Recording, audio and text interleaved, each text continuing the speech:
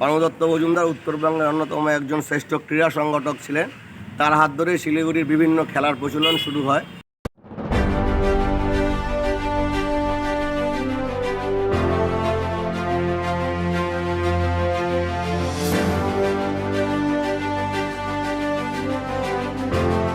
উত্তরবঙ্গের শ্রেষ্ঠ ক্রীড়া সংগঠক পানু দত্ত মজুমদারের 103তম জন্মজয়ন্তী পালন করা হলো শিলিগুড়িতে। মঙ্গলবার শিলিগুড়ির কাঞ্চনজঙ্ঘা স্টেডিয়ামের 6 নম্বর গেটে পানু দত্ত মজুমদারের প্রতিকৃতিতে মাল্যদান করে দিনটি উদযাপন করা হয়। এই অনুষ্ঠানে উপস্থিত ছিলেন শিলিগুড়ির মহকুমা পরিষদের সদস্য নান্টু পাল সহ অন্যান্যরা। প্রতি বছরই এর জন্মদিন সাড়ম্বরে পালন করা হয়। পানু দত্তর ব্যাপারে একটু বলবেন? আজ উত্তরবঙ্গের অন্যতম শ্রেষ্ঠ ক্রীড়া সংগঠক পানু দত্ত মজুমদারের 103তম জন্মদিবস। আগামী 6 তারিখ ওনার 37তম প্রয়াণ দিবস।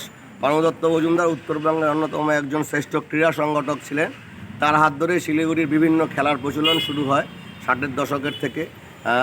ফুটবল, ক্রিকেট ছাড়াও বিশেষ করে মহিলা, খোখো, কাবাডি, বিভিন্ন সংস্থা, আর্চারি ওনার হাত ধরে প্রতিষ্ঠিত হয়।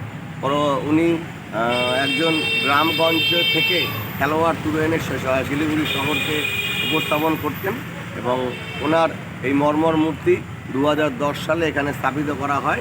একজন বিশিষ্ট ক্রীড়া সংগঠক হিসাবে ওনার এই মূর্তি এখানে স্থান পেয়েছে।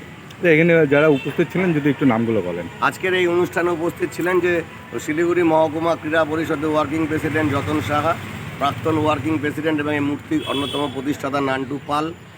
উপস্থিত ছিলেন প্রাক্তন খেলোয়াড় ভুলু ভৌমিক, মনোজ ভার্মা, মন্টু সরকার সহ শিলিগুড়ির প্রাক্তন খেলোয়াড়বৃন্দ এবং পরবর্তীকালে আমাদের খোখো সংস্থার সাথে যুক্ত যারা ছিল এবং প্রাক্তন খেলোয়াড় রাজু জয়সওয়াল সহ বিভিন্ন ব্যক্তিরা এখানে কালুচন্দ্র ভেটারেন্সের পক্ষ থেকে, কালুচন্দ্র রেফারি একজনের পক্ষ থেকে রানাদে সরকার, সকলে এখানে উপস্থিত ছিলেন।